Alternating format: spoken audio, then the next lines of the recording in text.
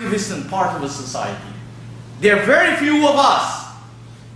There are very few people who are committed to part with their wealth, to part with their health, to part with their time, to part with their talents, and to part with their energies for the development of themselves, their families, and their neighborhoods. There are very few people who do that. Most of the time it goes without noticing. But if you and I really have a relationship with Allah, we should know that I am not your policeman and you are not my policeman. If we really believe in Allah, then Allah is watching over us. So this Ramadan, according to the Qur'an, it's the time for guidance. شهر رمضان الذي أنزل فيه القرآن. As the Muslims are nearing the end of Ramadan, it's a good question to put in the house, before each door, in the room where everybody have their breakfast. What kind of guidance did you achieve in this month? What kind of guidance that you had before that you acquired in this month? Since you are saying Ramadan is the month of guidance, it is the month when the Qur'an came. What kind of commitment you made this month about the Qur'an that you didn't make before? What have you set aside in terms of your life, your time, your energy, your money, your talents, and your vehicles and your houses that you have to use it for Qur'an? Some people can't wait for the moon of Shawwal to come so that they can go back to their old habits.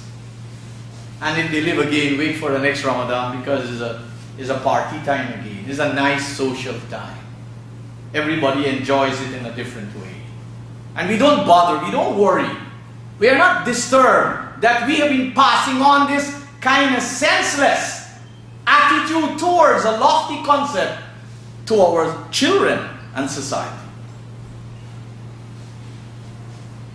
Allah is all about light. Allah is all about nur. Other than Allah is all about zulumat.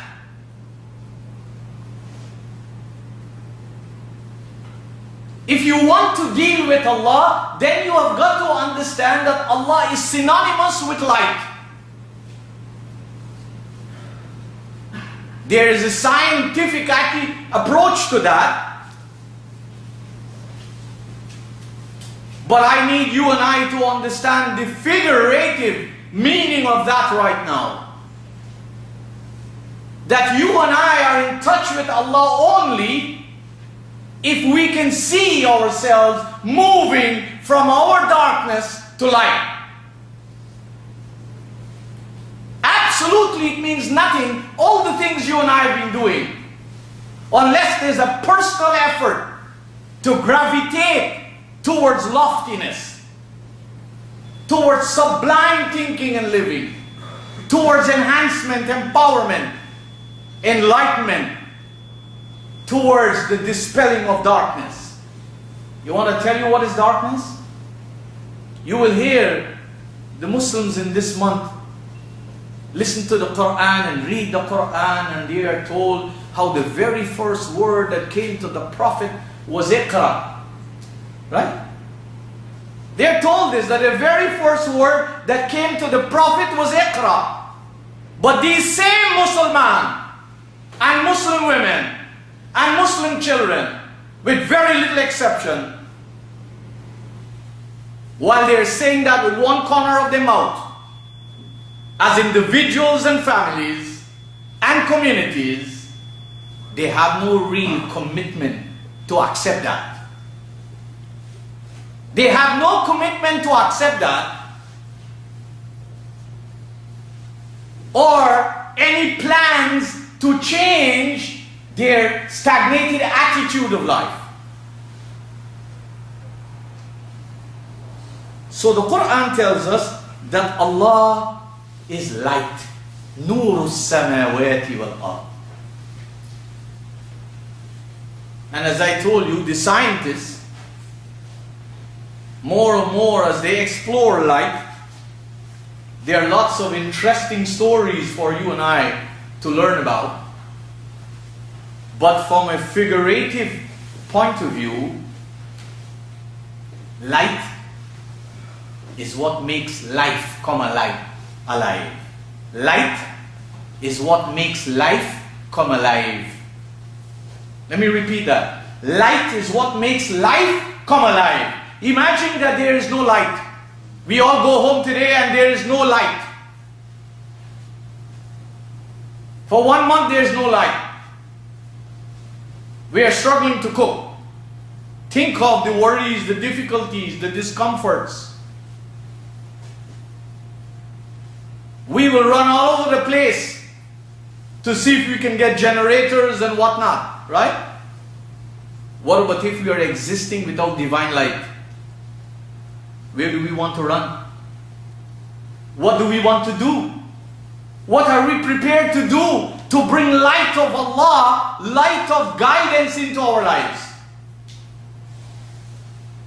And that's why the Qur'an gave us some beautiful expressions in chapter 35 verse 19 going down. It says, وَمَا يَسْتَوِي الْأَعْمَى وَالْبَصِيرِ. Somebody who is mentally blind, somebody who is mentally blind. I'm not talking about somebody who can't see the light.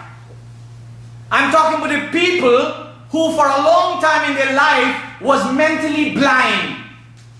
They were dumb, they were dormant, they were passive, they were inactive in their own lives. Either being big men or big women, university graduates or lack of that, but who are mentally blind. The Quran says, وَمَا يَسْتَوِي الْأَعْمَى وَالْبَصِيرِ.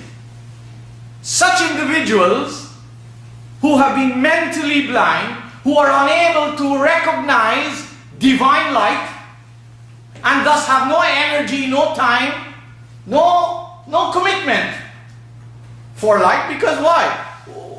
When somebody exists in such a psychological state, their mind is blind, is overpowered with darkness, there is no urge for light. They accept that. And we talked a few weeks ago about learned helplessness. If you and I continue to postpone the indispensable, that which is expected of us, if we continue every day in our life to postpone doing the things that we need to do for ourselves and our families, a time will come when the hearts will become so hard. We'll procrastinate. We keep postponing and putting back for tomorrow and the morrows and the morrows, and you'll be surprised the opportunities will be lost. Or when the opportunities will present themselves, we have other commitments, we have other responsibilities, we have other priorities, other things we've got to take care of.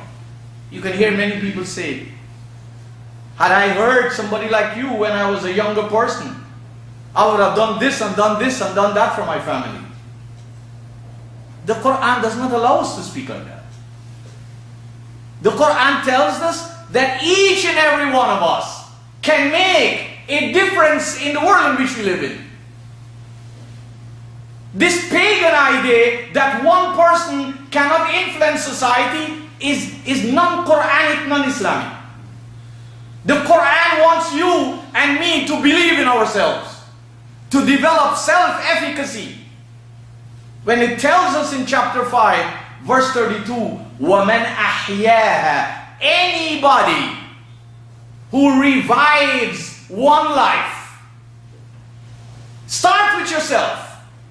Let's start with ourselves. Let's work on our family members.